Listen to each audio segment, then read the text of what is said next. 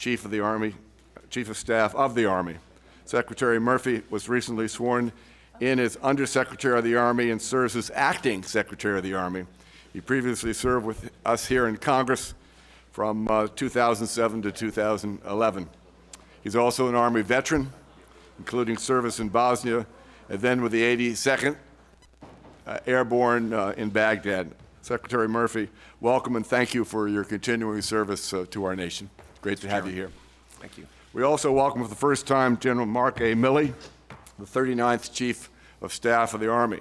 General Milley has held multiple command and staff positions in 8 divisions and the special forces throughout the last 35 years, most recently as the 21st Commander of the U.S. Army Forces Command, Fort Bragg. General Milley, thank you for being with us.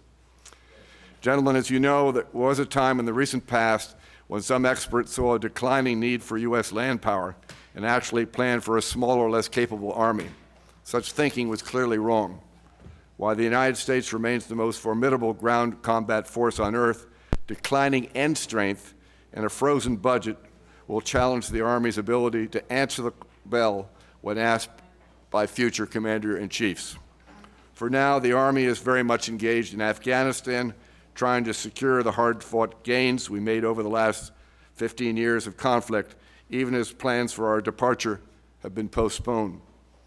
We also have soldiers advising and assisting and still in harm's way in Iraq, Syria, and Africa, and around the world, some in small operations, some in larger, all of those operations complex. The Army has a missile defense mission in the Persian Gulf and a peacekeeping mission, an enduring one in the Sinai. Over 28,000 soldiers stand alert in South Korea against the unpredictable regime to the north. At the same time, the need for a strong, capable Army is underscored by new threats. You stand against Russian belligerents in Europe and act to deter a newly aggressive China, which I may say has the largest Army in the world. In fact, as we meet here today, our Army has nearly well over 200,000 soldiers deployed in 140 countries. For these reasons, the Army has presented a budget that emphasizes readiness to ensure our soldiers are prepared for whatever our unpredictable world brings. But gentlemen, this appears to be a status quo budget.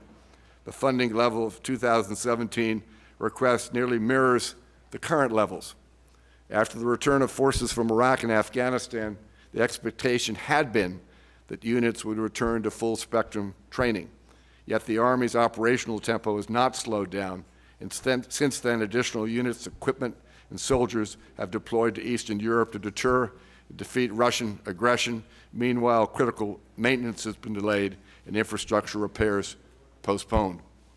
Properly funding readiness, however, comes at a cost, primarily in the form of major reductions to large modernization programs. Most notably, it appears that Army Aviation is the major bill payer for preserving readiness. This comes at a time when we're hearing Army leadership saying that additional aviation assets are their highest priority as they seek to deter Russia. I would add that the National Commission on the Future of the Army is strongly recommending that the Army actually expand aircraft procurement to meet demands for air power on the Korean Peninsula and in Europe, and to ensure that the National Guard remains a viable partner. Another challenge you face is the steady drawdown of your end strength numbers based on mission assumptions made several years ago.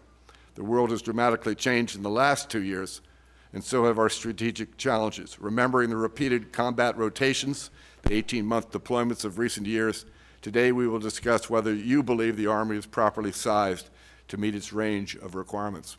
The committee certainly appreciates the complexity of these challenges that are before you. We know these are dangerous times, and we'll do everything we can to provide you with the resources you need, even if they're not always in your budget request. In that regard, I want to call to your attention a study sponsored by the Office of the Secretary of Defense to explore Army lethality. We all agree that we never want to send our soldiers and Marines into a fair fight. We must maintain the upper hand. The subcommittee directed this research out of concern that our historic lethality overmatch over our adversaries is eroding, and in some cases has been lost entirely. Specifically, we're concerned about the lethality of individual soldiers and small units, about field artillery that has not kept pace with technological advances.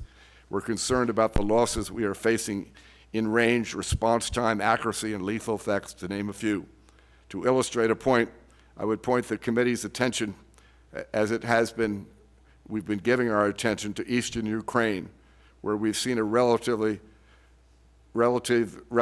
new Russian technology, artillery, armor, small arms, used to great effect.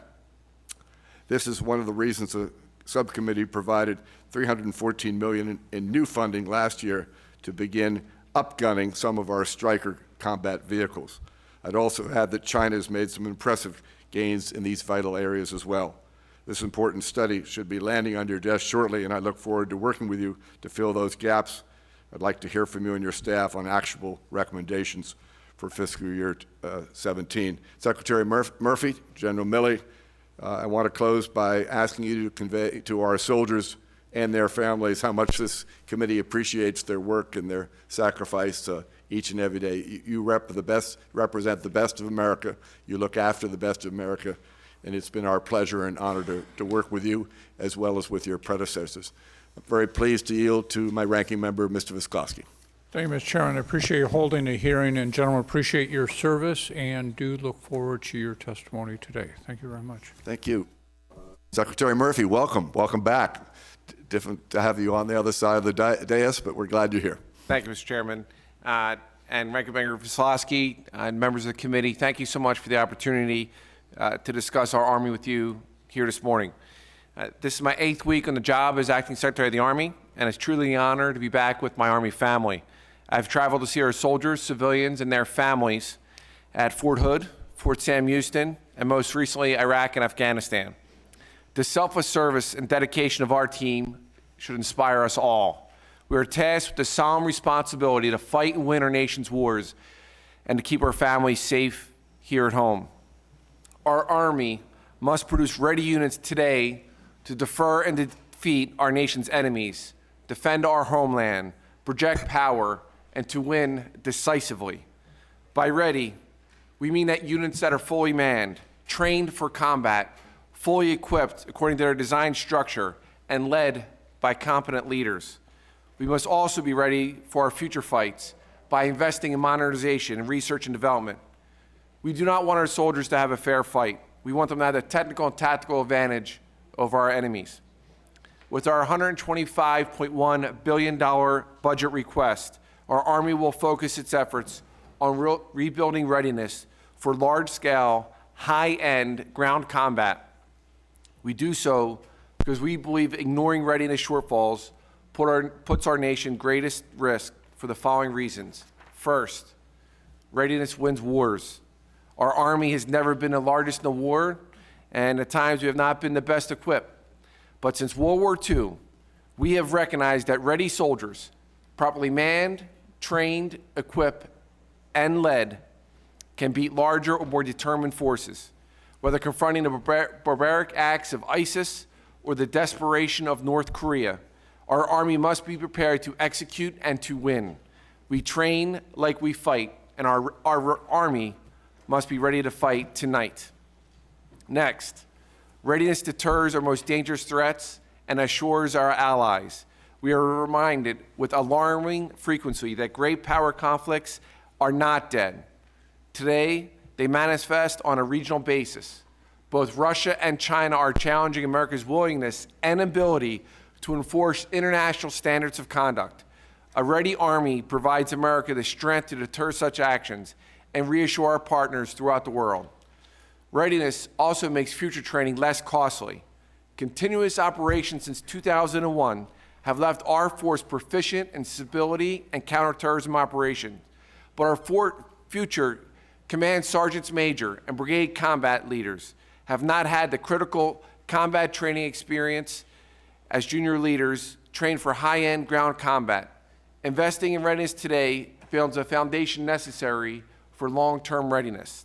Finally, readiness prepares our force for potential future conflicts.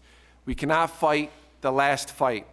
Our Army must be prepared to face the high-end and advanced combat power of an aggressive Russia, or more likely, Russian aggression employed by surrogate actors. This budget dedicates resources to develop solutions for this, to allow our force the space to develop new concepts informed by the recommendations of the National Commission on the Future of the Army. Our formations must first be ready to execute against current and emerging threats. The choice, though, to invest in near-term readiness does come with risk. Smaller modernization investments risk our ability to fight and win in the future. We have no new major modernization programs this decade. Smaller investments in end strength risk our ability to conduct multiple operations for sustained periods of time. In short, we're mortgaging our future readiness because we have to ensure in today's battles against emerging threats. That's why initiatives like BRAC in 2019 are needed to be implemented now. Let us manage your investment, and this will result in $500 million a year in savings and a return on your investment within 5 years. Lastly, while we thank the Congress for the Bipartisan Budget Act of 2015, which provides short-term relief and 2 years of predictable funding, we request your support for the enactment of our budget as proposed. We request your support for continued funding at levels calibrated to current threats and our national security interest. And we request your continued support for our soldiers, civilians, and their families so that our Army remains the most capable fighting force in the world and wins our nation's wars and keeps our families safe here at home. Thank you, Mr. Chairman. And you will have that support. Thank you, Mr. Secretary. General Milley, thank you for being with us. Thank you, Chairman Frelinghuysen, and thanks, Ranking Member Veslosky and everyone else that's here, and all the distinguished members of the committee for the opportunity to appear before you today to discuss your Army. And thank you for your consistent support and commitment to our Army soldiers and civilians and families, and thank you for supporting this budget. 6 months ago, when confirmed as the 39th Chief of Staff, I committed to you and the American people to ensure that this nation has the Army its needs and it's postured for an uncertain and increasingly complex future, and that we must remain the world's most capable, versatile, and lethal ground force, valued by our friends and feared by our enemies. This mission has one common thread, and that thread is readiness. A ready Army is manned, trained, equipped, and well-led as a foundation of America's joint force in order to conduct missions to deter, and if deterrence fails, to defeat a wide range of state and non-state actors today, tomorrow, and into the future. 15 years of continuous counterinsurgency operations, combined with recent reduced and unpredictable budgets, has created a gap in our proficiency to conduct combined arms operations against enemy conventional or hybrid forces, resulting in an Army today that is less than ready to fight and win against emerging threats. America is a global power, and our Army must be capable of meeting a wide variety of threats under varying conditions anywhere on Earth. Our challenge today is to sustain the counter-terrorist and counterinsurgency capabilities that we've developed to a high degree of proficiency over the last 15 years of war, but simultaneously rebuild the capability to win in ground combat against higher-end threats. We can wish away this latter case, but we would be foolish as a nation to do so. This budget prioritizes readiness because the global security environment is increasingly uncertain and complex. Today, we see in the Middle East, South Asia, and Africa, radical terrorism and the malign influence of Iran threatening that regional order. In Europe, we see a revanchist Russia who has modernized its military, invaded several foreign countries, and continues to act aggressively toward its neighbors using multiple means of national power. In Asia and the Pacific, there are complex systemic challenges with a rising China that is increasingly assertive militarily and a very provocative North Korea, both situations creating the conditions for potential conflict. While we cannot forecast precisely when and where the next contingency will arise, it is my professional military view that if any contingency happens, it will likely require a significant amount of United States Army ground forces. If one or more possible unforeseen contingencies happen, then we, the United States Army, risk not having ready forces available to provide flexible options to our national leadership. And if committed, we risk not being able to accomplish the strategic tasks at hand in an acceptable amount of time. And most importantly, we risk incurring significantly increased U.S. casualties. In sum, we risk the ability to conduct ground operations of sufficient scale and ample duration to achieve strategic objectives or win decisively at an acceptable cost against a highly lethal hybrid threat or near-peer adversary in the unforgiving environment of ground combat. The Army is currently committed to winning our fight against radical terrorists and deterring conflict in other parts of the globe. The Army provides 46% of all global combatant commander demand on an annual basis, and we provide 64% of all emerging or unforecasted combatant commander demand. And as the chairman noted, we have over 200,000 soldiers currently deployed all around the globe. To sustain current operations and to mitigate the risks of deploying an unready force into future combat operations, the Army will continue, and we must, prioritize and fully fund readiness over end strength, modernization, and infrastructure. We prefer investment in both current and future readiness. The security environment of today, however, and the near future, drive our investment into current readiness for global operations and potential contingencies. So specifically, we ask that you support and fully fund the manning and equipping of our combat formations and our ability to conduct realistic combined arms combat training at both home station and our combat training centers. Additionally, we ask your support for our modernization in 5 key capability areas. We ask support for aviation, command and control of the network, integrated air and missile defense, combat vehicles, and emerging threat programs. And finally, we ask your continued support for our soldiers and families to recruit and retain high-quality soldiers of character and competence. And I also want to acknowledge, in closing, the great work of the National Commission for the Future of the Army. And we, as a total Army, are embracing the report. We're reviewing all of their recommendations, and we'll report back through the Secretary of Defense on the way forward and our thoughts about the 63 findings within the Commission's report. So in order to best utilize the resources provided, we intend to continue to streamline our headquarters, ruthlessly cut activities that do not contribute to an effective fighting force, and we do ask for another round of BRAC. We request your support for the proposed budget as written, and we thank Congress for your bipartisan Budget Act of 2015, which provided short-term relief and 2 years of predictable funding. With your support, we will be able to build readiness for contingencies, invest selectively in the readiness of our future force, and I thank you for the opportunity to testify and look forward to your questions. Thank you, General Milley. Vice Chair Kay Granger.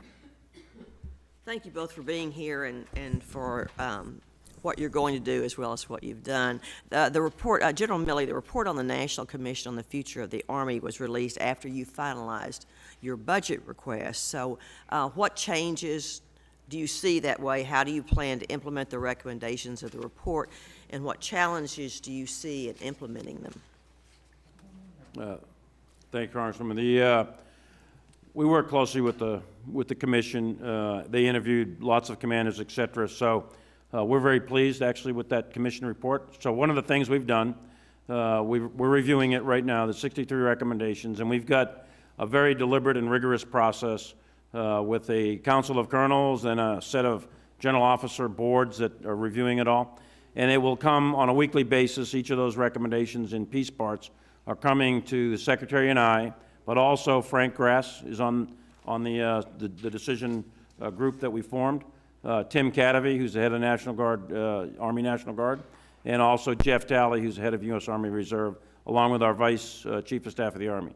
So collectively, that group of people, the Secretary through the Vice, we will receive briefings and make decisions on our recommendations to go forward.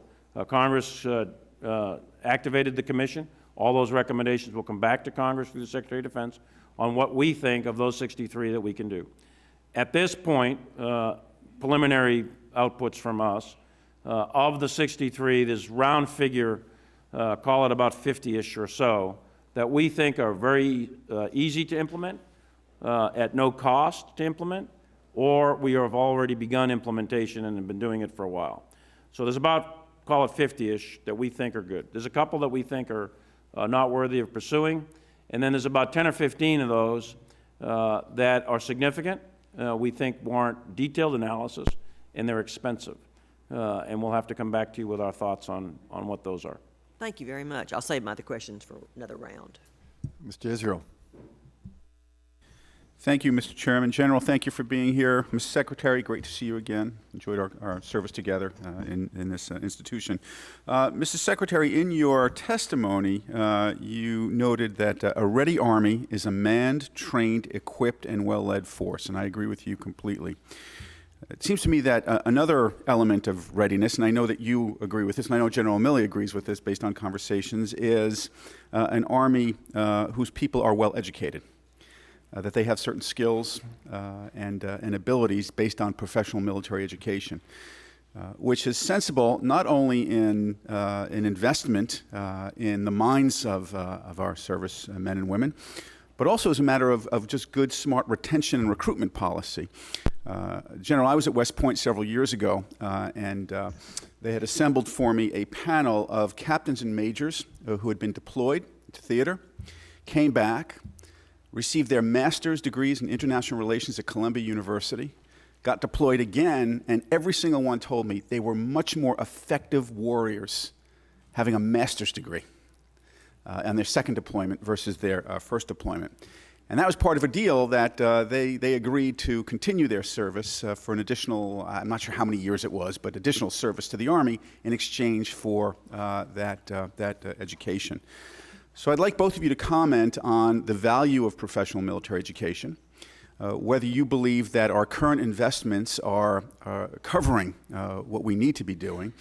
Are there disincentives that are getting in the way of a track in professional military education?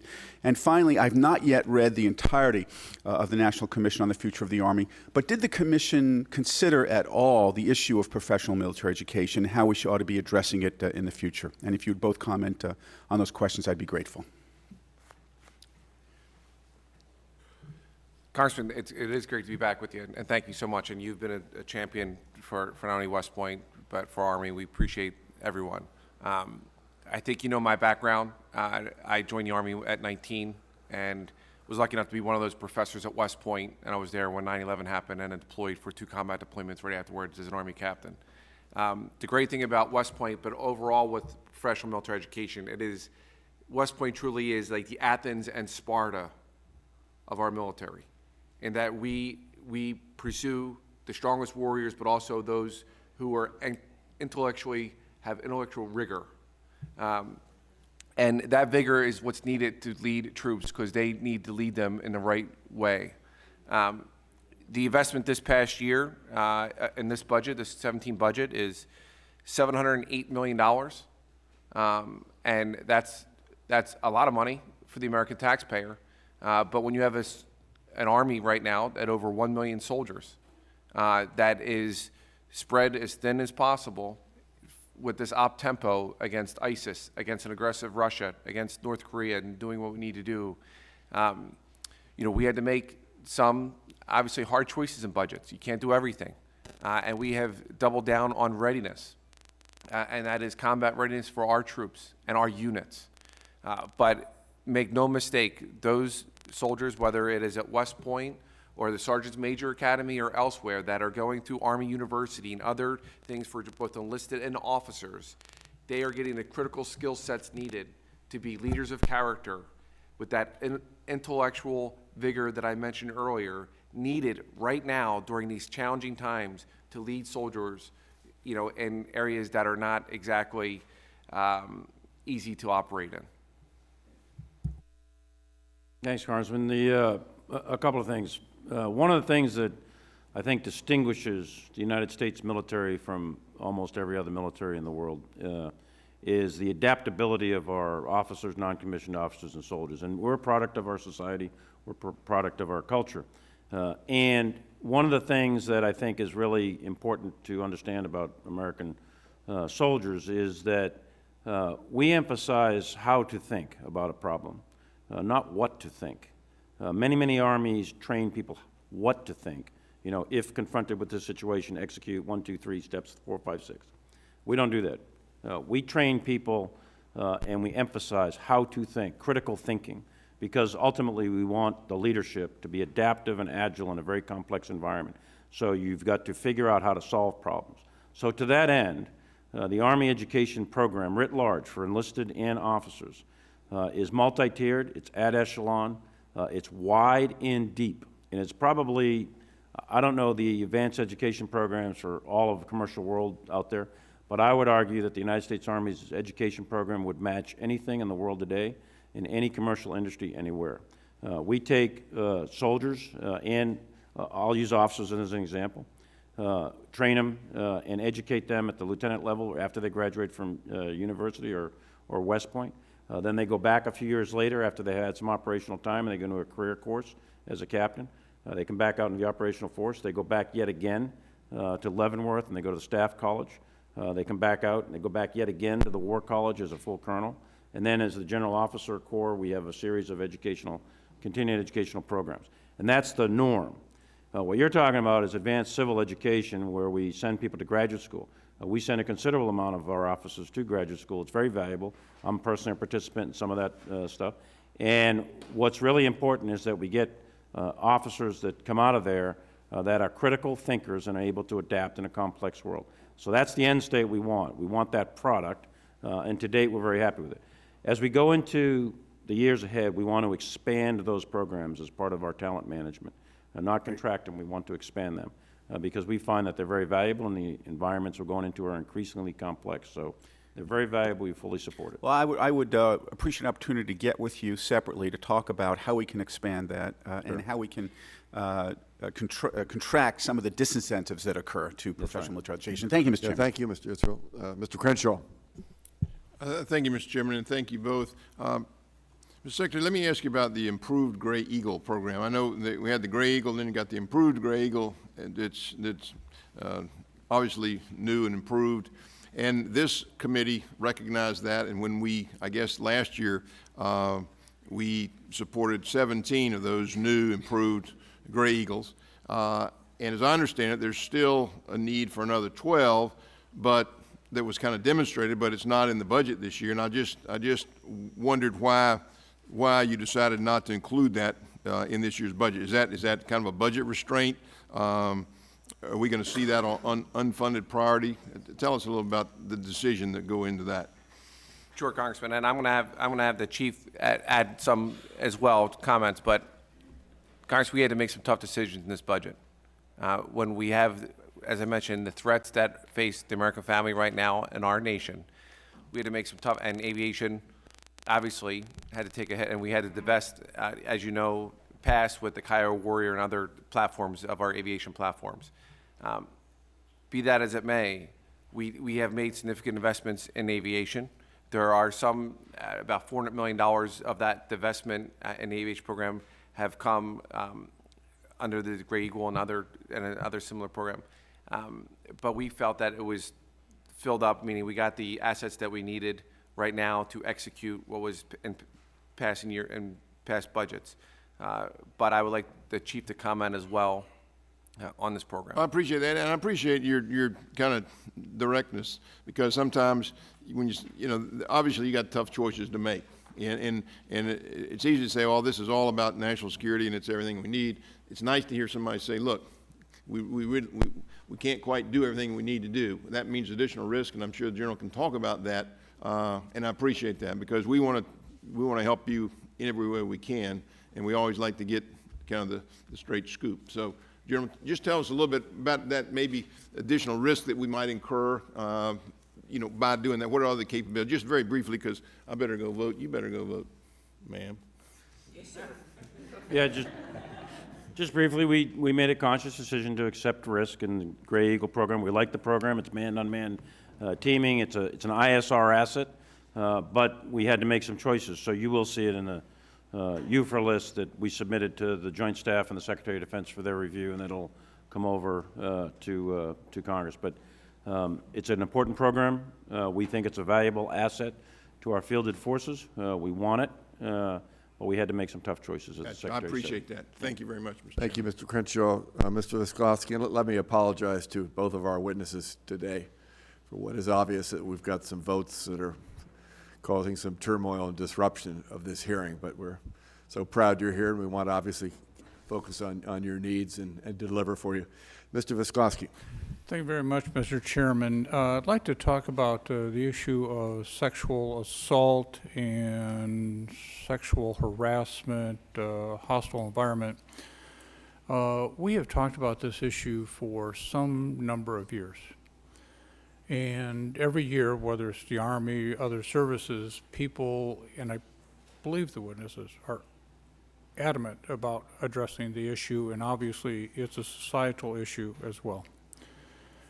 But in May of 2015, in an independent study, RAND found that 14.49% of active duty women soldiers had been sexually assaulted. Almost 23% of active duty women soldiers reported experiencing a sexually hostile environment, and 23% were sexually harassed in 2014. And we have been talking about this issue for some number of years. Noticed, and money isn't everything, that there is a reduction in the amount of money committed by the Army to some of these programs. And apparently there's great fear. The rationale as to why there's so many reports now is people feel free to come forward. That's some years ago. But apparently there's still great fear about professional and social retaliation within these units. And so despite the idea that you can now come forward, my sense is the idea that there's still not this pressure in units has not significantly dissipated. I'm just and I know you're committed, but what is the Army doing to let people know this just can't keep going on? Congressman, we're doing a heck of a lot, and let me be very clear on certain things. First, this is a cancer in our society and our Army. But our Army needs to be better because we have a special trust and confidence of the American people. And we have initiatives which have been very successful, like Not in My Squad, that's led by Sergeant Major Daly, who are getting after it at the squad level throughout our Army. Now those results, I know you're talking about a RAND study, but the other studies and reports that have shown, the good news with our progress, with our initiatives, Congressman, has been incidents are going down, reports are going up. Reports are going up because women and men feel confident that they can go through the chain of command and report instances that are unacceptable, that goes against the very ethic of our Army, of selfless service, honor, integrity. I will say one other thing. The initiatives that we invested in over these last several years have led our Army actually to be some of the industry leaders in this regard. That college campuses, over 200, are now adopting our programs, things like Special Victims Counsel, Special Victims Investigators, Special Victims Advocates, so that they feel that not only do they have to report, but they're there throughout the process to make sure we root out these bad apples so that they will never serve again. And some of them will go to jail for a very long time. As a former prosecutor, I prosecuted sex crimes when I was in the military, Congressman. I will tell you that it's night and day when I was in the Army 14 years ago than it is now. It is 10 times better than how it was over a decade ago. I would continue to encourage you. Could I make a comment, Congressman, Sure. if that's okay? As a commander of multiple units over the years, the focus of effort has got to be the chain of command itself. That is where good order and discipline is established. That is who has personal responsibility, legal responsibility, ethical responsibility, moral responsibility, but personal responsibility for the welfare of those they command, regardless of level, company, battalion, brigade, doesn't matter. You're personally responsible for that outfit, and you're personally responsible for the good order and discipline. It's clear, it's been unambiguous since 1775 and the foundation of our Army. So the nexus of solving the problem is enhancing, training, educating, and holding accountable unit chains of command. It is unforgivable in my mind, to have sexual assault in a unit. To me, it's fratricide. To me, it's blue on blue. It's assaulting a fellow soldier. It's unforgivable. It has to be absolutely pursued through unit chains of command. They are doing that, and we're seeing the results of that, as the Secretary already mentioned. So change of command, I think, are the key to success. Will the gentleman yield? Yeah, let me associate myself with Mr. Viscosi's remarks. This is obviously a commitment of every member of this committee. Many of us have got through quite a remarkable academy review process. And I have to say, you have the best of America in your ranks, whether they are on their way to West Point or whether they're at the recruiting station. And so I do want to associate myself with Mr. Viscosi's feeling. And may I say, of those that I appoint to West Point and to the Naval Academy, I have to say for the record, most of those young women are far better, have their act together than a lot of the young men that I interview. And to think that they would ever be in a system where this type of situation would continue to exist, of course, is totally unacceptable. And we're very confident from what you're telling us here today that this is, you're bringing the hammer down after obviously giving people due process and their rights within the military justice system. Thank you for. Thank you very much, Mr. Chairman. Yes, Ms. Granger, any questions? We're going to welcome.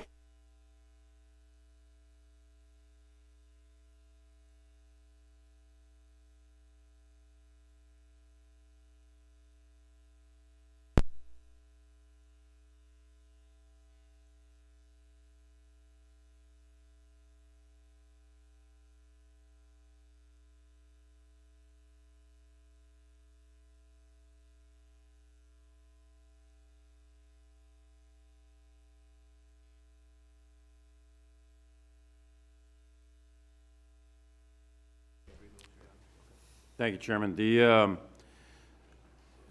This goes, I believe the question, Chairman, is about the size of the Army, total Army. First, let me say that the United States Army is not a small Army.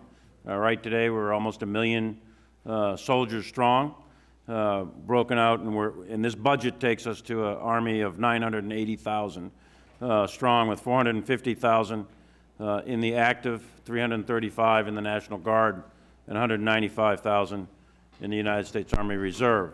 With that size force, the question is, size force to do what?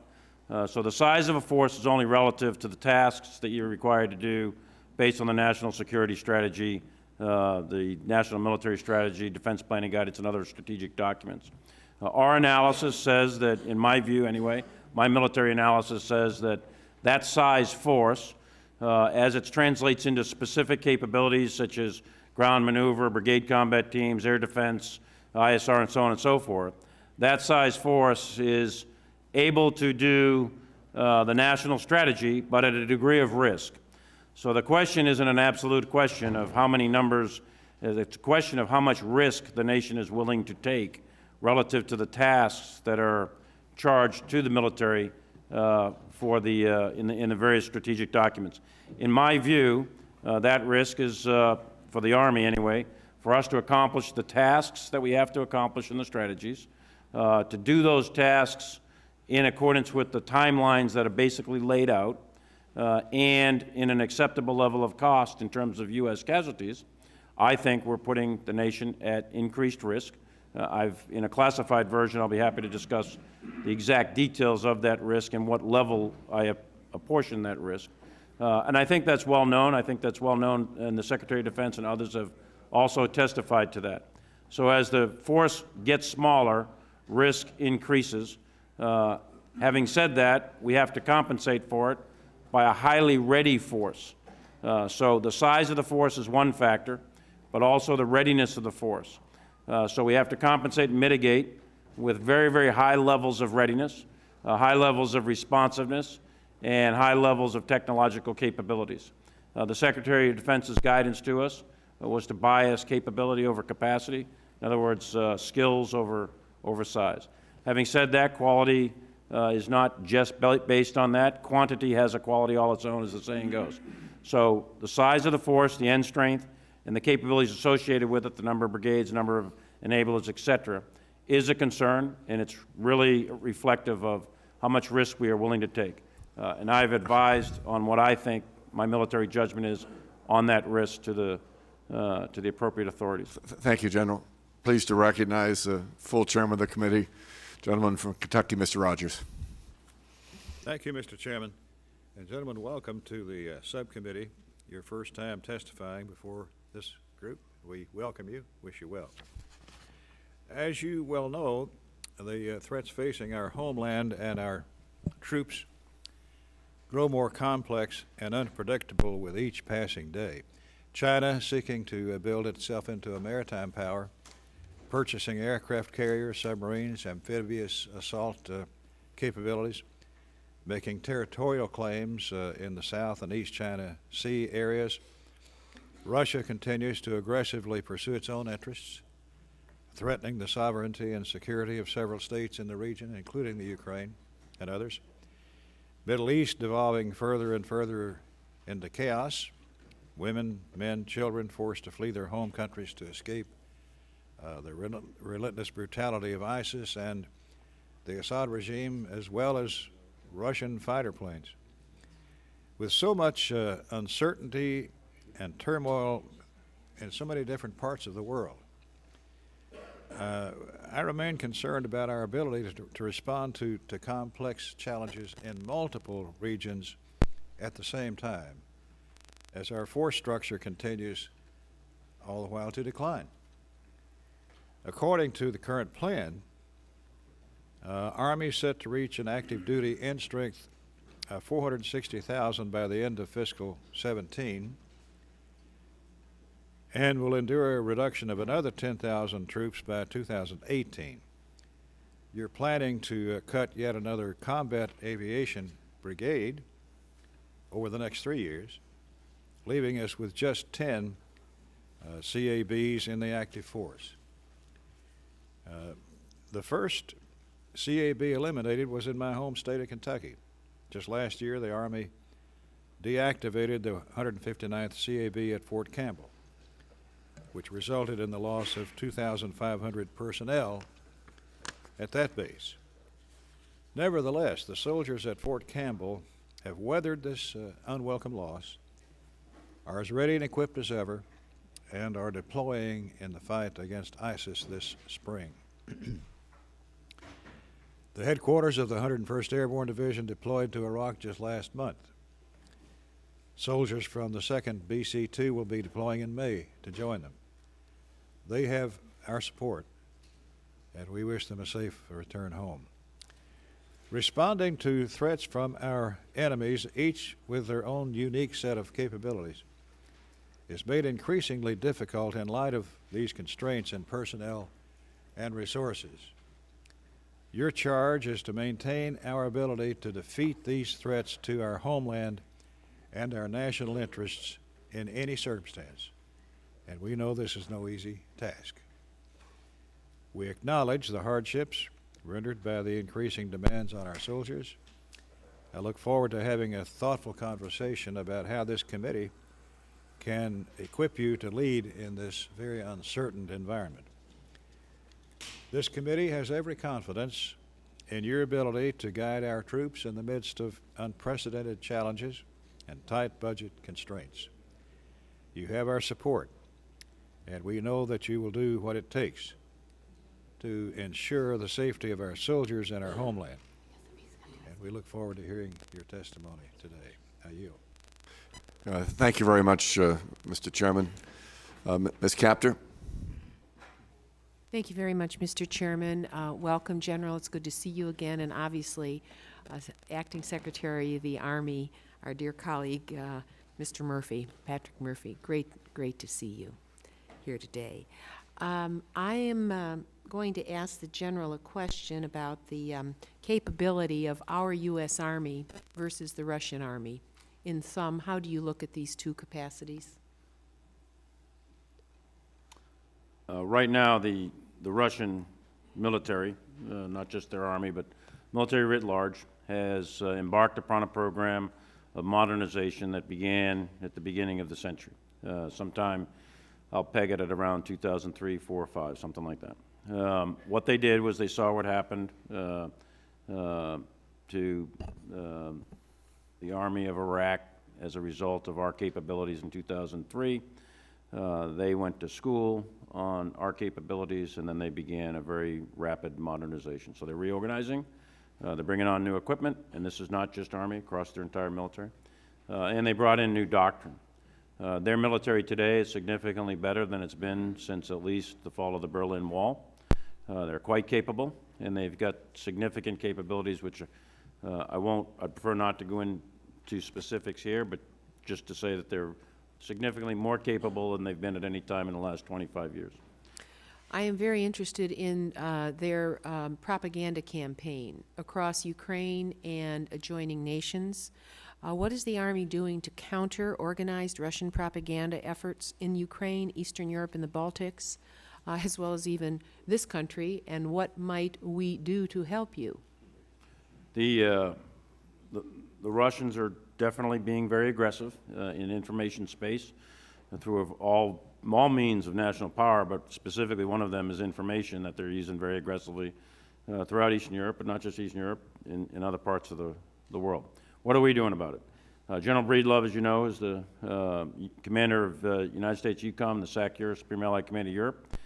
He has a comprehensive strategy, theater strategy that he's worked up, and we are part of that. And again, I'd ask to defer any specifics to a classified session, but we, the Army, are contributing to his overall campaign plan in the information space and more broadly in other domains as well. Thank you, and I'd like to ask in relation to the National Guard State Partnership Program, what additional authorities would you need to expand the SPP mission to include assistance to Ukraine, counter-messaging efforts, helping with internally displaced persons, humanitarian missions, and obviously joint exercises? Yeah, so what we're doing broadly is, and it's in this budget, it's in the Secretary of Defense's budget, with the European Reassurance Initiative, which he's increased 400 some odd times from the previous submission. The whole purpose of that is to get after what you're talking about relative to Russian aggression in Eastern Europe. We're taking it serious. We want to get after it. So we're rotating not just state partnership program, but it's broader than that. We're going to rotate heel to toe a conventional brigade over there from the active force. We've already got the 173rd, and we've got the Cavalry Regiment in place there. And we're cycling through other capabilities, enabler type capabilities. In addition to that, we want to put pre-positioned stocks of equipment up to division minus size, and we'll put that over there. And then what we were asking for is additional 12304 monies in this budget in order to operationalize the Guard. The Guard's a very key component of the entire program, not only in Europe, but elsewhere in the world, but specific to Europe. They're fundamental. These state partnership programs have proved to be hugely valuable because they've got linkages and connective tissues into all these armies of Europe. So it's a very valuable program. We've asked for additional monies so that we get more man years to deploy the National Guard. It's not a question so much of authorities. It's a question of being able to fund National Guard on active duty for these exercises and rotational deployments. And I guess the last thing I'd say is we've got the 4th Division out of Fort Carson, Colorado, and part of their division headquarters over there also is an additional command and control node to do that. But the whole series of initiatives are important, and we'll ask for your continued support of those. And I want to thank the chairman for his support of the upgrades and procurement for the Abrams tank. We had to fight that battle in this committee. They said we'd never have another land war. We would never need anything like this again. And I appreciate what you've included in your budget request, General and Secretary, in that regard. Thank you, Ms. Capter. Mr. Womack. Thank you, Mr. Chairman. Great to see my friend, Acting Secretary Murphy. Worked with him on some other matters, and great to see you here, and appreciate your service. General Milley, always great to see you. And let me just begin by saying, as I've noted previously, the understanding of the jointness between our Army team, that being the Army, the Reserves, and the National Guard, I think you've got a great handle on that, and I appreciate, and I also appreciate that line of thinking on the state partnership program. Obviously, I'm a huge fan, and while it's important, that they are helping us develop relationships in other countries, very important countries. Let's not forget also that the skill sets that are being improved by having our National Guard and reservists on duty in a lot of different key skill sets is pretty important too, and so I'm grateful for that. I think Ms. Granger, before I came in, had already started the discussion, but it's been recently reported you've included several recommendations from the Commission in your unfunded priorities list. Can you give us an idea which Commission recommendations are included in the unfunded priorities list? I shouldn't say we. I've submitted the UFR list up through the chairman and the Secretary of Defense, and they're having an opportunity to review that right now. But your higher dollar cost items that are referred to in the Commission, specifically the Aviation Initiative. The Aviation Initiatives that are being recommended, we think are sound and solid and make good strategic sense and operational sense, but they're very expensive to execute. So we will be hard-pressed to execute those initiatives in full without additional monies, and so we put that into the UFR. That's the biggest one.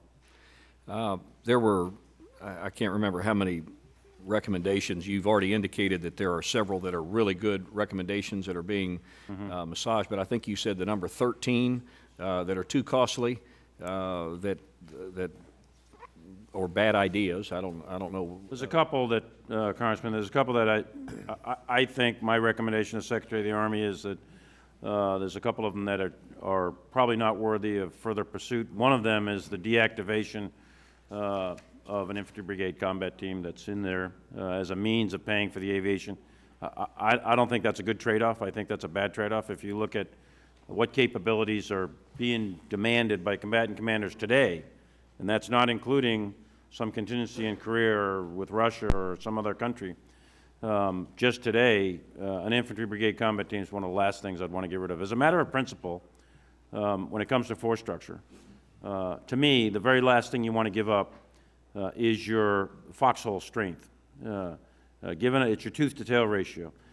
So your infantry, your armor, your combat aviation, your combat engineers, special forces, these are the units that are out there closing with and destroying the enemy. They're doing the core, the CORE task of an army. That's the last capability that I want to give up. If I have nothing else in the Army, that's what I want. If you don't have infantry, artillery, armor, attack helicopters, special forces, then you don't have an Army. We can have all this other stuff, but if you don't have that, you don't have an Army. So the very last thing is my strong recommendation to the Secretary of Army and Secretary of Defense. The last thing to give up are combat organizations. And we've got to look hard at scrubbing the books and making some really difficult trade-offs. But that's one of them, which was that recommendation about deactivating an IBC. I don't think that's a worthy idea and shouldn't be pursued any further. And I just want to give the Acting Secretary an opportunity to throw in on that subject if he would prefer. Congressman, I'd love to throw in on it because I think you know where I stand on it. There's no doubt that we have to be a total Army. This is an Army that is comprised, the majority of, if you look at the U.S. Army soldier, and that's a profile of that, it's most likely he is in the Guard or Reserve. 53% of our soldiers in the Guard and Reserve. So we have to act like one team. And we haven't been able to do these 15 years of continuous operations in Iraq and Afghanistan and elsewhere without the Guard and Reserve.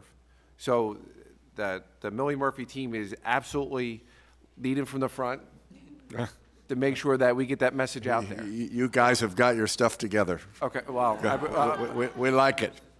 My mother's name was Murphy. We're actually cousins. They're probably going to trademark that now. Yeah.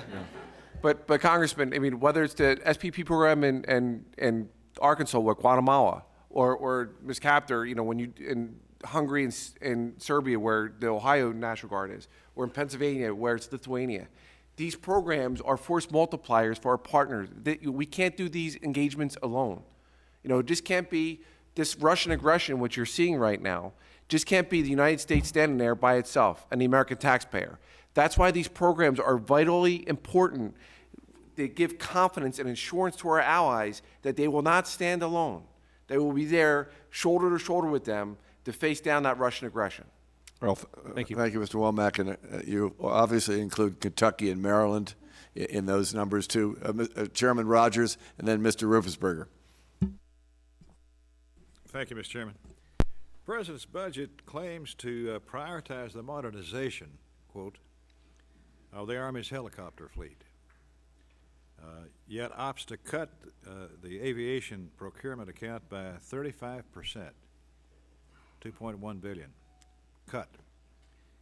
Army's requesting only 52 Apaches, down from the 64 of the current year.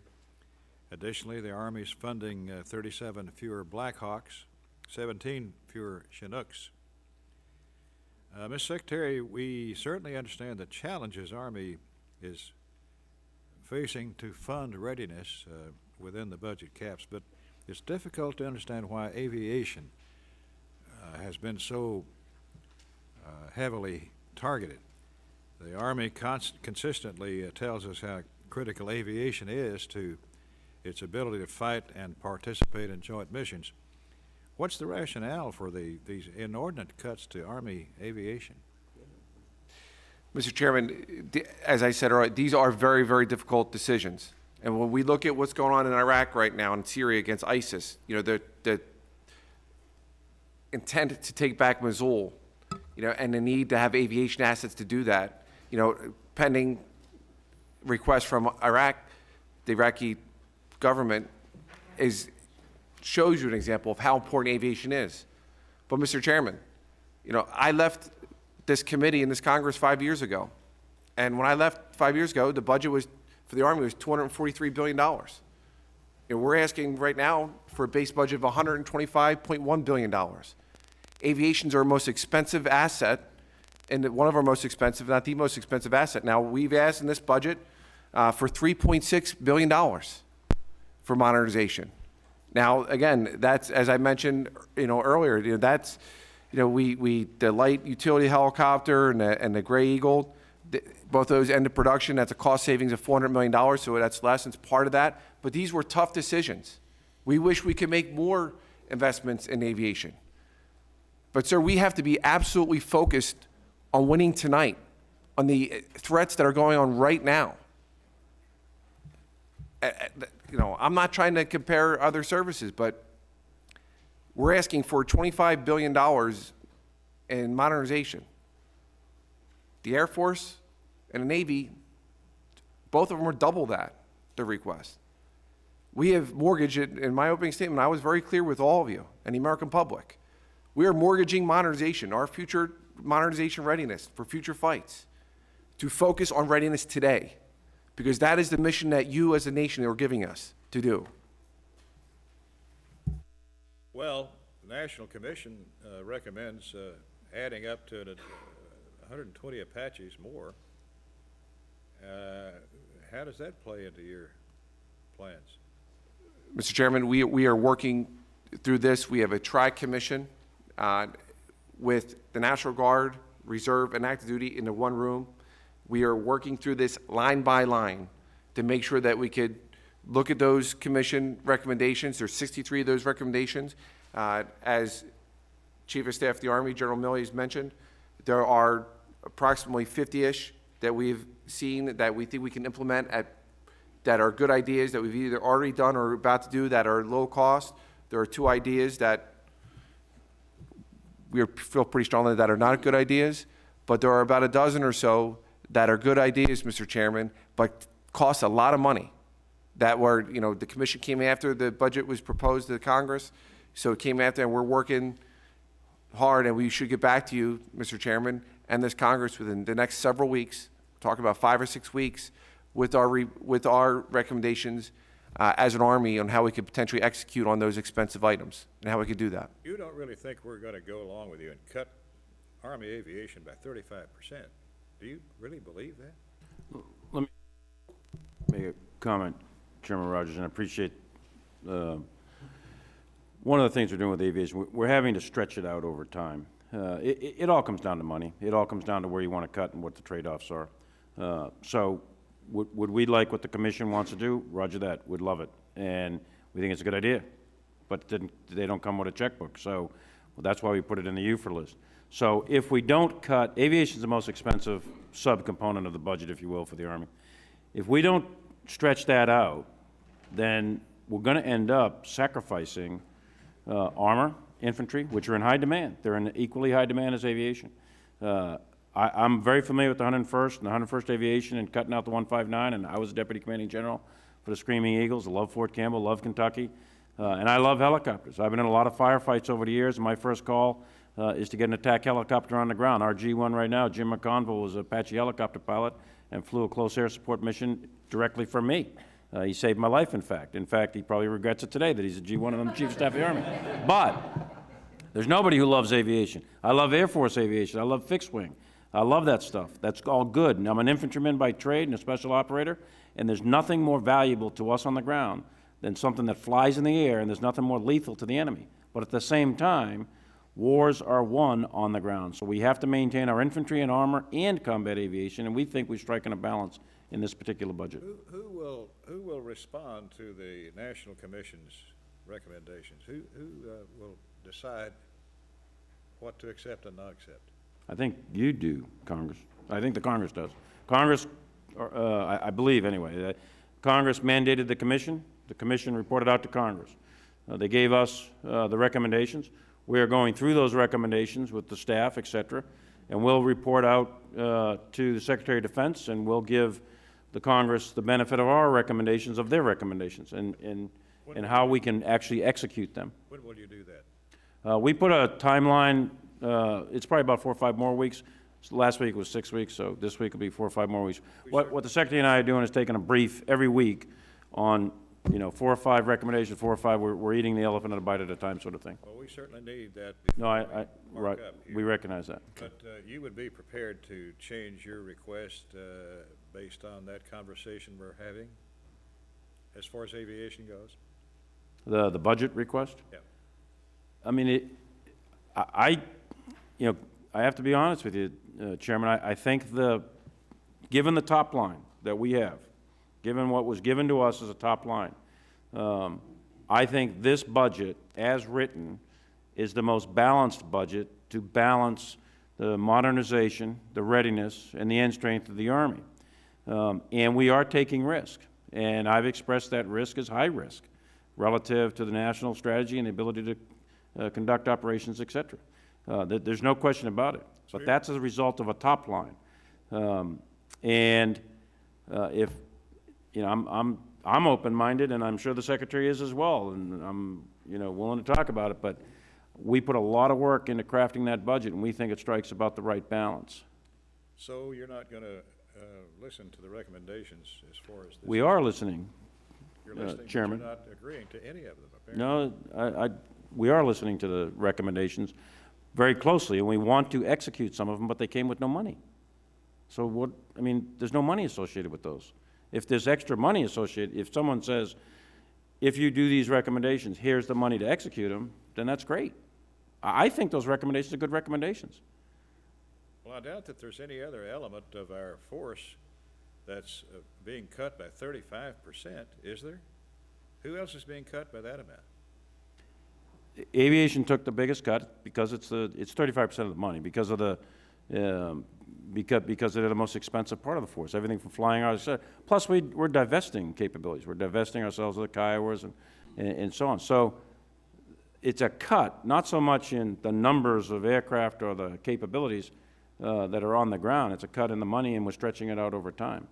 And I think it's a risk that we're going to have to take. Mr. Chairman, if I could just add something real quick, please. When I left 5 years ago, we had 45 brigade combat teams.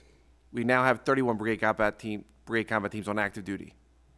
So that's almost about, I don't have the math in front of me here, but that's about a third of a cut as well. And that's over the last 5 years, sir. So the Army's made a lot of choices. We have cut headquarters staff over 25% for over $300 million in savings. I mean, we're getting after it, Mr. Chairman. There's a lot more work to do, but we have taken that commission report. We are adopting a lot of those things that we could adopt right now, and the other ones that cost money, we are working through it to see how we could get after it. And we look forward to working with you on that as well, because we need your help. And Chairman, on that 11th Brigade that you mentioned, we don't want to cut that 11th Brigade. We want to keep that 11th Brigade. But there's no money to do it. That's the problem. There's a top line to it. And we think, given that top line, we're given X amount of dollars, And I want that Ferrari, but I can only afford a Volkswagen. So I'm giving you the best balanced Volkswagen that can minimally achieve, they use the word minimally sufficient. That's what's in that commission. This budget, this PB, provides, according to that commission, a minimally sufficient Army. I agree with that. That's what we're buying. We're buying a minimally sufficient Army that has a whole bunch of risk associated with it in the international arena with Russia, China, North Korea, Iran, counterterrorism, and defending the homeland. And it all comes down to how much risk we as a nation are willing to take, and that's the bottom line. But given the amount of money we were given, we think it strikes the best balance possible. Thank you, Mr. Chairman. We don't want to endorse Volkswagen too quickly these days, so maybe we'll choose another. Bad choice. Yeah. Mr. Ropersberger. Yeah, okay. Well, General, thank Mr. you Cole. for being here. Acting Secretary Murphy, we served on the Intelligence Committee together, and I should have disclosed this. I was his mentor when he first came in. So don't mess up, because it reflects on me, too. And you got appointed anyway. Yeah, that's a good point. That's a great. There's a lot of talk, I don't want to be repetitive, about the drawdown, and the chairman has dealt with it. And I will say this, I think, what we've been going through with sequestration and the cuts, and I believe very strongly, like bringing down 450,000 is historically no number for the military. And I believe Congress has made some serious flawed assumptions about future global security. And we are seeing other countries, Putin, whatever, taking advantage of that right now. I think that most of the people who are specialized in national security will say these are some of the most dangerous times that we have. And I do want to say this, that my friends on the other side of the aisle in this committee have done a heck of a lot to maintain where we are now, as far as our national security, because most people don't understand how serious this is. And the testimony over and over about Russia and China, if we don't start dealing with some of these issues, we will be weaker than they are. And that is not where we want to be with this country. And if the people in this country knew that, they wouldn't want that either. I want to get into the issue, again, of the drawdown. But there's another area. I have Fort Meade, Aberdeen, NSA, and all in my district. So I have a lot of Army in my district. And one of the things that hasn't been talked about, but I think is really relevant, is the civilian force, who really do a lot. There's a lot of brain power there. We can work and help people that assist our military. And it's very important and very relevant. And I just want to know what actions the Army is taking to ensure that this institutional knowledge is being passed on to the remaining workforce, number one. And what is the Army doing to attract highly skilled young professionals to fill this institutional gap in the Army workforce? Again, I'm talking civilian now. But any base that we have a lot of civilian workforce. And we need them, but we need the younger generation coming in. So are we working on that? Are we focusing? Are we training? What are we doing in that regard? Well, Congressman, now don't mess up there. Well, listen, part of this is that we've had to make tough decisions. We've let go 37,000 civilians over the last several years, and most of that was through attrition. And again, the Army team isn't just folks who wear a uniform like I used to do. Now, I'm part of the Army team now, and there's 250,000 civilians in our Army that believe in the same values, that live those same values that our soldiers live by, of selfless service, of honor and integrity. And they work their tails off to keep our nation safe. They are in those places like Aberdeen and in an NSA that are developing the next technology so our soldiers do not have that fair fight that we mentioned. But again, with these budgets come tough decisions. And as the Acting Secretary of the Army, we're making them. Now, luckily, we've been able to make them mostly through attrition in the civilian workforce. But the message is very clear that we need them as part of the Army team, as part of our family, because they are out there every day, sometimes 7 days a week, in those labs and doing what's necessary to get the next weapon system or the next night vision goggles in Picatinny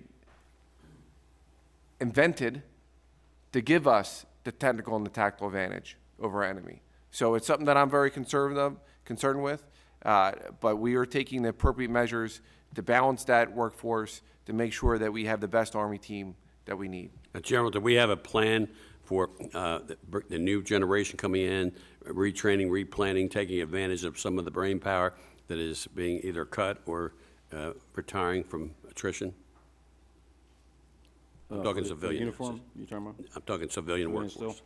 I'll have to check into the details of the civilian advanced education programs, et cetera, that we talked about earlier with the uniforms. I do know that we pay close attention to training and working the education and trying to bring in the right talent at the right time. As the Secretary said, we've had to cut significantly, not only uniform forces over the last 4, 5, 6 years, but also the civilian force. But I'll get back to you on the education of the talent management of the civilians. Thank you. Okay.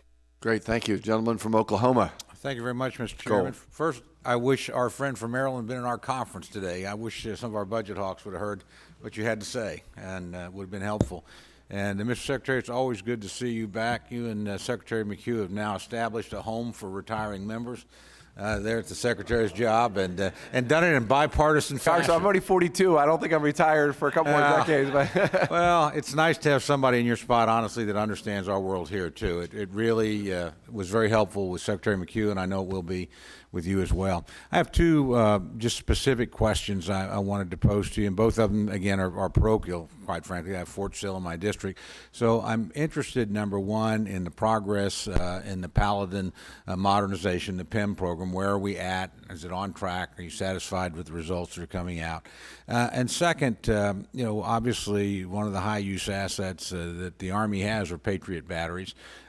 We've got those deployed in a lot of places. So one, I want your assessment of what we have and the use. And two, where are we at? And we're going to have more and more threats in this area, as we know, going forward. So as you're anticipating, what do you see coming down the road? Well, two things, Paladin and Patriot. We're satisfied the Paladin. You know, the entire, we think it's on track, and we think it's value added, and the entire Army modernization program, writ large, whether it's aviation, whether it's artillery, whether it's ground vehicles, et cetera, as a broad statement to characterize the whole modernization effort. We are taking existing systems and existing technologies and incrementally improving them, and that's what I think is going to be the Army modernization program over about the next 5 to 10 years. I do not see, and I've looked at this thoroughly, breakthrough technologies that are going to change the character or the nature of ground warfare in the next 5 to 10 years. When you get to 10 years and beyond, though, I think there are fundamental technologies out there that will radically modernize ground forces and the conduct of war. That's beyond 10 years. But from now to 10 years, this budget and the FIDEP's coming up, our modernization program writ large is essentially a series of spin-offs to incrementally improve lethality and survivability and mobility, et cetera. That's what we're going to see, I think, for the U.S. Army and ground forces. Specific to Paladin, very comfortable with where it's at, where it's on track, and the improvements that are being done. And your note on Patriot is well appreciated. The Patriot force is one of our highest stress forces. As you know, there's 7 battalions of Patriot deployed globally right now in some high-threat areas. They provide a critical function to not only defend U.S. assets and U.S. infrastructure, U.S. troops, but also those of our friends and allies. So Patriot's critical. We've got 15 of those battalions and on the books, and we've got 5 THAAD companies. We're trying to expand and improve Patriot, and a lot of that has to do with the missile itself, and we're trying to add additional THAAD batteries. But those are critical for the integrated air defense system in both Europe, Asia, and Central Command AORs. Congressman, if I could just add to, I echo and agree with the Chief's comments. I do want to say, when you talk about the Patriot system, this is one of the most globally engaged teams that we have. Over 7 of them are deployed, half of them are deployed. So it's one-to-one dwell time. I mean, the up-tempo of those units and those teams are unbelievable, really breakneck. And as the Chief mentioned, 2 are assigned and stationed in Korea, 1 in Japan, 1 in Germany. 3 battalions are allocated throughout the CENTCOM area in the Middle East. But when you talk about, when I said to Chairman Rogers about modernization, you know, the Patriot modernization program was status quo. I mean, this year we're asking in this budget for $154 million. That's a decrease of $2 million. Last year was $156. So, again, we are mortgaging modernization to meet readiness needs right now, Congressman. And we can't risk anything else when it comes to readiness. We have to win tonight. Thank you. Thank you very much, Mr. Chairman. Thank you, Mr. Ryan, and then Mr. Diaz-Balart. Thank you, Mr. Chairman, Secretary. Great to see you. General, great to see you. One of the issues that I know this committee is very concerned about is the continued challenge with suicides. And I saw in the testimony that the Army only has 1,789 of the 2,090 behavioral health providers required to deliver clinical care and have folks embedded in the brigades. What kind of impact is that having on the issue of suicides? Congressman, you've been a leader with mindfulness and some other issues to get after it. And when you look at our warriors, part of that resiliency that we talk about is to make sure that they have the mental resiliency. And we have redoubled our efforts in that. Now, I will say, 10% of the Department of Defense budget, when you look at 10% of their budget is in, medical resources or medical readiness. That has remained flat. Our expenses, our outputs have been flat for the last 4 years because of the efficiencies that we created within the services underneath the Department of Defense. I will also say, as an overall, we're the 5th largest healthcare system in the country, the 5th largest. But when you look at right now, 10% of our forces are non-deployable. It's over 100,000 soldiers. 80% of those 10% are because of medical reasons. So when you look at things like mental, embedded behavioral health teams, we have doubled down on these teams. When I was at Fort Hood just a few weeks ago, these teams are trying to break the stigma of mental resiliency, that they can go into those mental health providers, they can go in and it's okay to go in there ahead of time, be proactive. To having them in those units at our elements, the brigade level, are critically important. And that's because the Congress, in partnership with, provided the funding and have been after it. But those 59 embedded behavioral health teams in that brigade level, we need to do more. We're trying to do more. And with your help, we will be able to do more. Appreciate that. General, so evidently the 4 battalions for the National Guard with 18 Apaches, it's my understanding that there's some concern within the Guard that the Guard may opt to split up those 4 battalions among numerous states, and do you think this will hamper their ability to offer a viable capability given the strains this will place on their efforts to train together? Yeah, I haven't heard the Guard recommendation yet, Congressman, to be candid, so I don't know what their course of action is for the distribution, the basis of issue to do that. Splitting them up, though, on the surface of it, not knowing what their recommendation is. The whole idea of Apaches is to keep them consolidated so they can train as a unit, fight as a unit, and have combat effects on a battlefield as a unit. If they were to be split up into penny packets around a wide variety of states, that could be problematic for the actual operational employment and the training value. Now, there may be workarounds for that. I don't know. I'd have to wait and see until I hear the course of action. I appreciate that. Mr. Chairman, I just want to say that hearing things like, phrases like high risk, minimally sufficient Army, mortgaging modernization, Volkswagen. These are, no, that's been memorialized, General, sorry. Twice now. Each of these issues and the behavioral health issue, these are very concerning issues, and there's an 800-pound, elephant in the middle of the room. We need money. We need money to do this, and I just say very respectfully, as we sit on a committee that is very bipartisan, we need money, and the American people are going to look to us either in the next year or the next 10 years, because a lot of this stuff is projected out, and in 10 years, the emperor has no clothes, and we don't have the equipment, the capabilities that we need.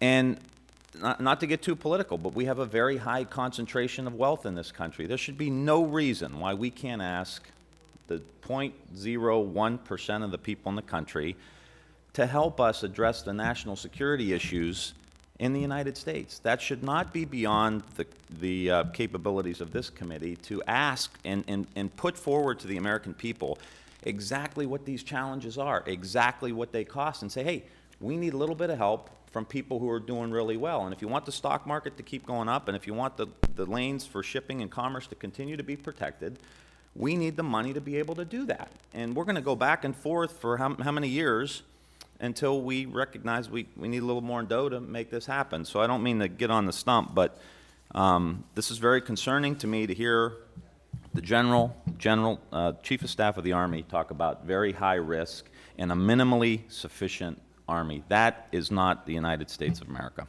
I yield back. Well, respectfully, we also need to know what we're doing around the world, and that's why Congress, in a bipartisan way, has looked for what the Defense Department's plans and strategies are all about and how they're going to be implemented. And we're here today, obviously, to support the Army's important role. And there is the issue of accountability. We have some systems that we work on here with all of our services where it's incredible. We talk about acquisition and procurement, and our committee works very closely with Chairman Thornberry. You know, the taxpayers also have a right to know that, you know, I was involved with a future combat system. You know, I mean, I defended it, but my God, we've had some enormous expensive failures. We've been able to draw from some of those technologies, but in reality, a lot of money was wasted. So I share your feeling. I'm not sure about the tax issue, but certainly I feel your feeling that we do need more money rather than less. Mr. Diaz-Balart. Thank you, Mr. Chairman, General Secretary. You know, there's, in this time of tight budgets, it coincides with, frankly, the enemies of freedom in the United States, frankly, being emboldened around the planet, whether it's Asia, whether it's Europe. One of the areas that doesn't usually get a lot of public attention is our own hemisphere. And without the U.S. military, the Army, Special Forces, et cetera, there's no doubt that we would have not seen the success, you know, whether it's Colombia, for example, or you name it. So let me talk a little bit about where you see, whether it's footprint or goals for this hemisphere, because again, in this hemisphere, you know, we now are seeing an emboldened Cuban regime. Now we know that Hezbollah, confirmed Hezbollah has, we've known it's been in Cuba, but now that's public. We, for the first time in what, a generation, have seen potentially Cubans even helping now in Syria. We see the strengthening ties with Iran, with Russia, with China. So despite what many would like the perception to be, the reality is a lot different.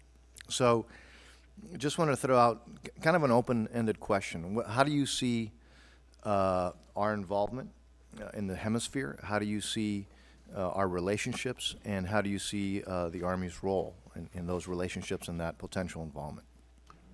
Thanks, Congressman. The Army is very heavily involved in the Western Hemisphere writ large. Canada to the north, Mexico to the south, the Caribbean, Central America, South America. I had an opportunity not too long ago to travel to Colombia and participate in the combined chiefs of staff of all the armies of the Western Hemisphere. Got great reports. U.S. Southcom in particular, U.S. Army South is leading the way, and those armies are very thankful for our efforts. The threat in the Western Hemisphere is there. It is not as intense as it is elsewhere, but we're mindful of what's occurring in Mexico with the counter-narcotics campaign and the fight in northern Mexico. I do point out to almost everyone I talk to about terrorism and counterinsurgency, the success that's occurred in Colombia. That is an incredible success story. It's probably the best counterinsurgency campaign that I'm aware of, and I've studied most of them. And it's an incredible effort by the Colombian people, the Colombian military, and supported actively and consistently over time by the United States with a relatively small number of forces. And they have successfully, you know, dealt with that insurgency, and they're pretty much, at least my estimate, is nearing the end game in bringing that to an end. It's an incredible story, and it's something worth studying in some detail. But we're heavily engaged throughout the Western Hemisphere. And you don't see that changing anytime soon. You don't see that changing anytime soon. I mean, I know that in Southcom, General Kelly has mentioned many, many times to, I think, most of us, or all of us, that focusing on narco trafficking, for example, or human trafficking, that he can see a lot of activity taking place, but can only, in essence, try to go after about 20%. And it's literally lack of resources of having, Right. you know, potentially, you know, helicopters or a ship that can land a helicopter, et cetera. And so, you know, how do you see our future plans there?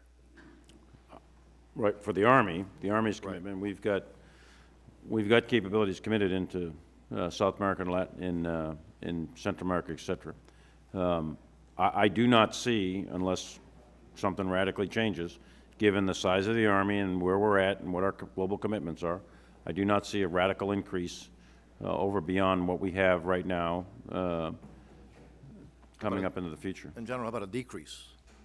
No, I don't necessarily see a decrease either. I think it's for Southcom, Army support of Southcom, I see pretty much steady state. Great. Thank you. Thank you, Mr. Chairman. You, Judge Carter, the center of military might, right, in Texas? Yeah, of course. A great place. Mr. Secretary, General, thank you for being here. I apologize for being late. I'm the chair of the subcommittee on the defense of this nation at our borders, and I had a hearing with the Coast Guard that I had to at least get kicked off so I could come see you. And of course, everything centers around Fort Hood as far as I'm concerned. General Milley. As the former commander of Fort Hood, yes, sir. You've been there. You've been there. With the announcement of a rotational ABCT deployment to Europe, we will now have 3 out of the 9 active armored brigade combat teams deployed around the world at any given time. If we engage with 3, reset 3, and build readiness in 3 as the next rotational set, what options are available to the nation for future contingencies? What challenges and risks should the Army have suddenly if they're asked to do something? I mean, everybody's either going to be training, resetting, or deployed. We got places like Eastern Europe, the Korean Peninsula, which are bubbling all the time. What's the concept that keeps that working? Yes, Congressman. We got 9 armored brigade combat teams in the regular Army, and there's 5 more in the National Guard. So one of my initiatives that we're working on is, again, operationalizing the National Guard. Very important initiative. We got to get that going. We got to bring the Guard into resourcing these various rotations, and of course the Guard wants to do that. So it's a function of money and so on and so forth. So we're going to do that. So the Guard is one of the options to do that. Secondly, if a contingency were to kick off, one of these other contingencies that were significant, I mean, the President, SecDef, would have to be making some significant decisions as to the strategic trade-offs. And I'm very confident we would do that as a nation. We would say, okay, you're not going to do that mission, you're going to do this mission. So you're going to have to make those choices. And another thing we're taking a look at, Congressman, is I've got a study ongoing through TRADOC to determine whether or not we need to add convert one of our existing brigades to an armored brigade, or perhaps a hybrid brigade as we go into the future. That study's not in yet. I don't expect it in for a few months. But there may be a need for additional armored forces given the nature of the world and the direction the world seems to be going right now. So we're taking a look at that. No decision's been made. That definitely wouldn't be a PB-17. That'd be something in the POM 18 or 19 that would have to take a look at it. But I am concerned about the op-tempo of the armored forces. They're in high demand. And in this last round of cuts that came out, we had, of course, we're the home of the armor. We were told that we're not reducing the number of PCTs you've got, but they did come in and take one infantry company out of each PCT. Right. Now, and that's in the regular Army? I assume that the same adjustment is made in the Guard or not? We did, correct, not the Guard. We did that in order to rebalance all of the brigades throughout the Army. That wasn't targeted at one installation or another. That was to take those companies out in order to maintain brigade combat team and battalion force structure. Well, the reduction of that infantry company, does that, in light of our just prior conversation of only 9 armored, Yep. does that also put any kind of limitation on us to be able to respond to an incident somewhere in one of the hot spots, as you just described? Because it looks like to me there's less soldiers there. Well, in a given, I mean, we had to cut to get numbers down, and that's where we decided to cut, was to take out those companies out of those battalions and out of those brigades. So what it does is it's reducing the size and the capability of a given unit, battalion or brigade, by a single company out of the 12 that they have in a brigade. And it's also reducing the lethality also. They're less lethal, right? It reduces lethality, it reduces survivability, their resiliency. And I bring all this up, Yep. not in any form of criticism, Sure. but as an example of pointing out what you're having to deal with, Right. in looking at our ability to fight the enemies of our nation, Right. within the constraints of what we're having to deal with in this committee. Right. And I can say without reservation on both sides of the aisle, we are concerned very much about what's happening to the Army, because in reality, you don't have any big toys to put in the mix. You got people. Right. And the less people, the less lethal you are. So I'm hoping we're going to figure out a way to grow the Army. Thank you, Mr. Chairman. Thank you, Judge Carter. Mr. Visklowski, and if there are others that have some questions, if you could just let me know so we can round the bases and look towards the end or adjournment. Mr. Chairman, I'll be very brief, and I think Judge Carter led me into my editorial comment, which I try to avoid in these settings. There are very serious people on this committee trying to solve very serious problems. There's a lack of resources.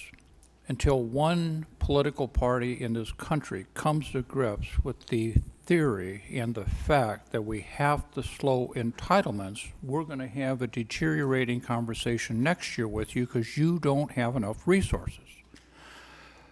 Until another political party in this country comes to grips that we can't starve this nation of investment dollars to invest in our future through additional revenue, we are going to continue to have this conversation with you and others because of a lack of resources. And I would hope that both those parties come to grips with both those issues so we can make sure you have the resources for not only the helicopters that the chairman alluded to, but the training for those who fly them so that they are as safe and as effective as possible. And I hope that day comes much sooner than later, because the judge is also right. We need more resources. Thank you, Mr. Chairman. Thank you. Any other member comments? General Milley, you made reference earlier that the Russians, and I presume you put the Chinese in the same category, have been looking at what we've been doing in the Middle East for quite some time. I think you know one of our commitments in this committee is not only to military readiness and certainly to yours, but the whole issue of ISR. We haven't talked much about it, and you made reference to the fact we can't often talk about some of those things, but we certainly are keeping an eye, as I'm sure you are, on what's happening in Ukraine and Russian capabilities. It is, a lot of those capabilities are open sources. We trust and hope on this committee that as we look to see what the Russians and Chinese are doing, and I'm not suggesting going to war here, that we always keep an eye on the development of those capabilities. And this is just my personal perspective, if you look at the construct of the budget we've received here, it tends to be Russian and Chinese centric, but we also have the ongoing fight which the Secretary mentions. I mean, there are a lot of things happening in Mosul. And if you look at what we did in Ramadi, it was certainly done with our advanced technology and air support. In reality, there's not much left of Ramadi, and Mosul's even a more difficult target. But the committee is bound and determined to give you the ways and means as best we can within the construct to address Russian and Chinese aggression. But we have, of course, this cancer spreading around the world, ISIL or the Islamic State, and you need the resources there, conventional resources and what we call resources for unconventional purposes, and we're bound and determined to deliver that for you. So I want to thank you on behalf of the committee. I know Mr. Visklosky and all members for the incredible work you do and the men and women you represent, all of whom are volunteers. We stand adjourned. Thank you. Thank you, Chairman.